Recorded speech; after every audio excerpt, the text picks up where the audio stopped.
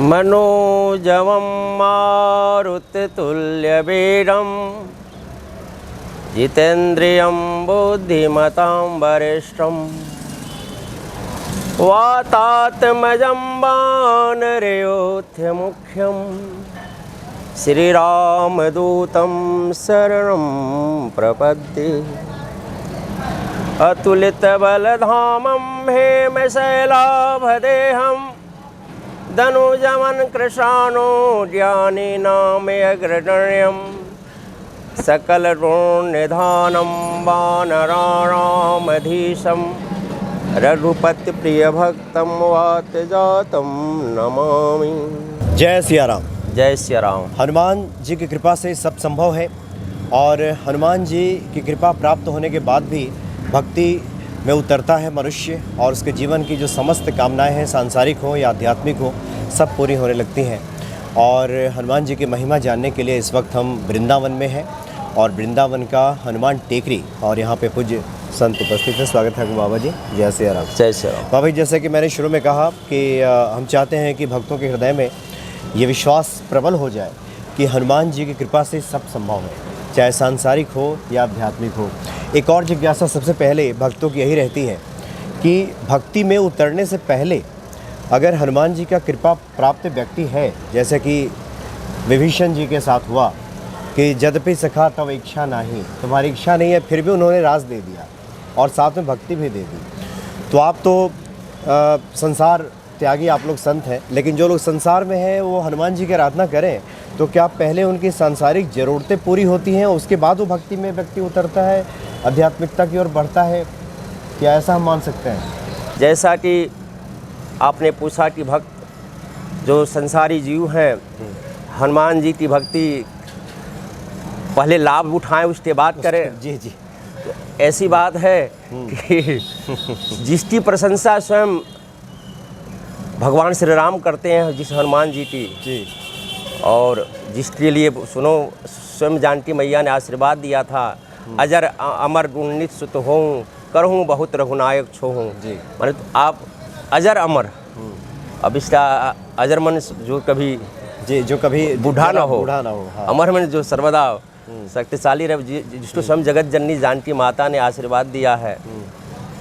और संसारी जीव, जैसा कि अभी महाराज श्री ने बताया, पूज्य महाराज श्री हनुमान टेकरी के जी श्री महंत श्री पूज्य श्री दशरथ जी महाराज ने बताया कि ये जो शरीर जो मिला है, जो मानव शरीर मिला है, ये सिर्फ हम जब माता पिता के गर्भ में रहते हैं तो हम दोनों हाथ जोड़कर भगवान से ये कहते हैं कि वहाँ प्रसव में बहुत दर्द होता है। जितनी माता का दर्द होता है उससे ज़्यादा जो दर्द उस संतान को होता है। इस बात को विज्ञान भी मानता है, जो हमारा जो वो है शरीर क्रिया विज्ञान है, इस बात को मानता है। आज के मानव जो वैज्ञानिक भी इस बात को मानते हैं। उस समय हम भगवान से, हम ठाकुर से यही कहते हैं कि हमको बाहर निकालो, हम आपका भजन करेंगे और आपके द्वारा बनाई गई सृष्टि के प्रति मन वचन कर्म से किसी भी प्रकार का हम नुकसान नहीं करेंगे। तब ठाकुर जी उसे उस प्रसव पीड़ा से बाहर करते हैं, यानी संसार में लाते हैं। और संसार में लाकर हम गुरु यदि मुखी नहीं होते हैं, यदि वहाँ का वातावरण सही नहीं होता है, तो हम फिर से वही माया जाल प्रपंच में रम जाते हैं और विभिन्न प्रकार के अपराधों में सम्मिलित हो जाते हैं, जिससे हमारा पतन हो जाता है। लेकिन हम यदि संतों के सन्निधि में चले जाएं, जो गुरु लोगों की शरण में चले जाएं, जो विप्र लोगों की शरण में चले जाएं, तो हमारा कल्याण संभव है। तो इसलिए कोई भी मनुष्य जीवन में आया है तो उसका धर्म है वो भगवान का भजन करे, क्योंकि वो माता के घर में वचन दे चुका है कि हम आपका सदैव भजन करेंगे और आपके द्वारा बनाए गए सृष्टि के प्रति किसी भी प्रकार का अन्याय नहीं करेंगे। तो इसलिए हमारा धर्म है कि हम भजन करें, और वो भजन हनुमान जी के माध्यम से भी हम हनुमान जी का भजन करें। तो हनुमान जी के शरीर में हमेशा राम लखन जानकी निवास करते हैं, तो वो ठाकुर जी का ही भजन हो जाएगा, यानी राम लखन जानकी जी का ही भजन हो जाएगा, नारायण भगवान का ही भजन हो जाएगा। इसलिए हनुमान जी का भजन हम करें, बहुत अच्छी बात है और करना भी चाहिए। जी जी जी। हाँ यानी तात्पर्य यह है कि जो कि बाबा जी से मैंने ये जिज्ञासा रखी थी जी। कि जो सांसारिक लोग हैं पहले तो किसी कामना के तहत ईश्वर की तरफ जाते हैं। जैसे छोटा बच्चा प्रसाद की ही इच्छा से तो मंदिर जाता है पहले, और धीरे धीरे उसकी भक्ति में प्रगाढ़ता आती है। तो क्या हनुमान जी की पूजा आराधना से ये धीरे धीरे क्रमशः ये यात्रा क्रम आगे बढ़ता है?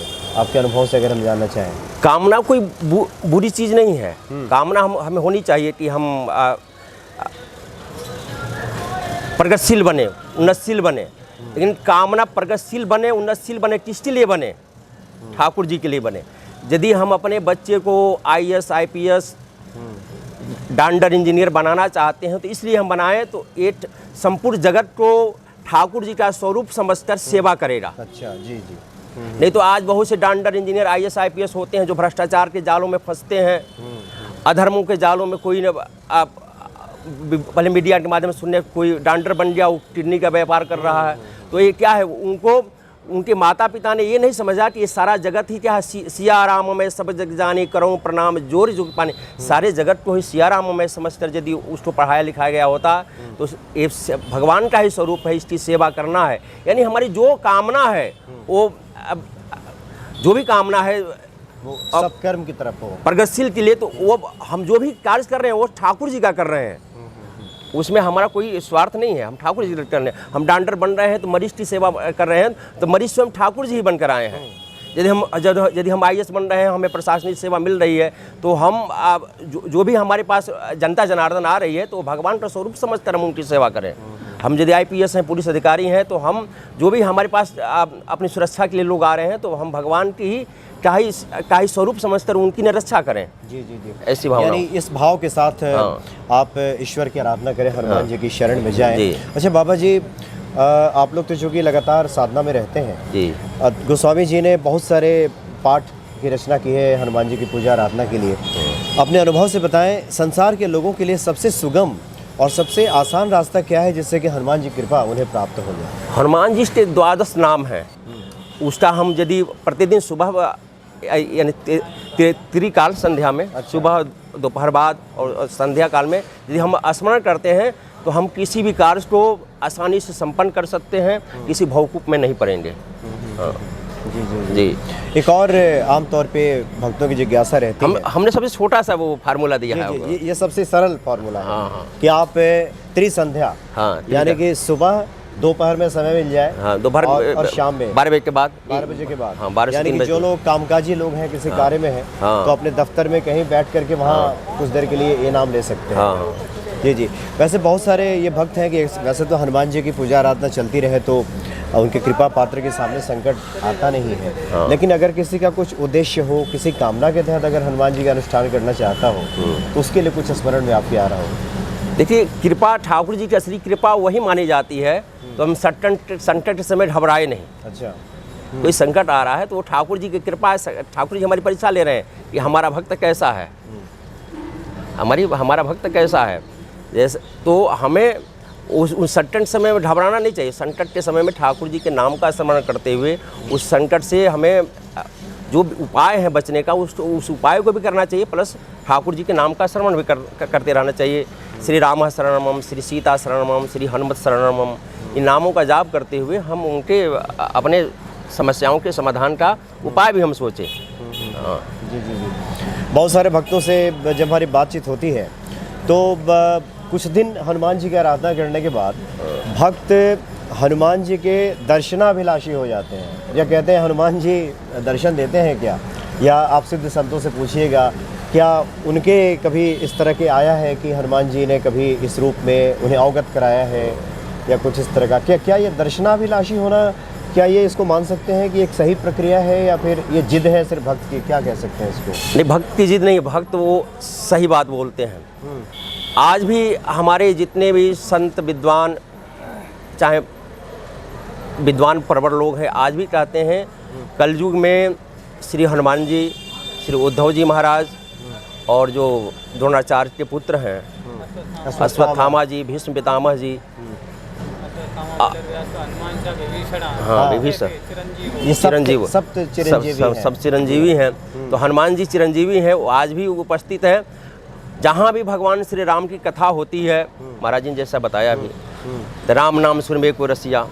तो जहाँ भी भगवान श्री राम की कथा होती है या भगवान के अन्य 24 अवतार, जिसे श्रीमद् भागवत महापुराण में 24 अवतारों का वर्णन है, तो जहाँ भी श्रीमद् भागवत की कथा हो, श्री राम कथा हो, वहाँ हनुमान जी अवश्य उपस्थित रहते हैं। जहाँ भगवान के नाम का अनवरत जाप चलता है, श्री राम जय जय राम, सीता राम, या हरे राम राम राम हरे हरे, हरे कृष्ण कृष्ण कृष्ण हरे हरे, जहाँ अनवरत जाप कर चलता है वहाँ हनुमान जी उपस्थित रहते हैं। इसलिए हनुमान जी अवश्य दर्शन देंगे, किसी न किसी रूप में उपस्थित हैं। वो हमको, यदि हमारा हृदय शुद्ध है तो हमसे किसी न किसी रूप में वो आकर बात भी करते हैं, हम समझ नहीं पाते हैं। यानी जरूरी नहीं कि वो कनक भूधराकार शरीरा ही हो ना, वो किसी रूप में, आपके भी स्वरूप में, जैसे आप श्री भारद्वाज जी हैं तो आपके भी स्वरूप में आकर हमसे बातचीत करेंगे। हम समझे तो श्री मनोज भारद्वाज जी से बात हो रही है, लेकिन वो हनुमान जी होंगे, जैसा कि चित्रकूट में हुआ था जी गोस्वामी तुलसीदास जी के लिए। जी हाँ बहुत सारे संतों का ऐसा अनुभव रहता है। हाँ, अनुभव होता है कि उन्हें लगता है कि कोई उनका परिचित बात कर रहा है, और परिचित आते हैं तो पता चलता है कि वो तो आए ही नहीं थे। जी जी जी जी जी जी तो कुल मिलाकर बातें यही हैं। आप दोनों संतों का अगर निचोड़ एक पहुँचे कि हनुमान जी की कृपा प्राप्त कैसे हो, उसके लिए जो नवधा भक्ति बाबा जी ने बताया उसमें से कोई एक सूत्र पकड़ लें और धीरे धीरे सारी चीज़ें क्रमशः आने लगे आपके जीवन में जी, तो समझे कि हनुमान जी कृपा आनी शुरू हो गई है। और उसके बाद तो फिर कुछ भी दुर्लभ नहीं रह जाता जी मनुष्य के लिए। जी। बहुत बहुत धन्यवाद आपको बाबा। राधे राधे। जय श्री राम। जय श्री राम।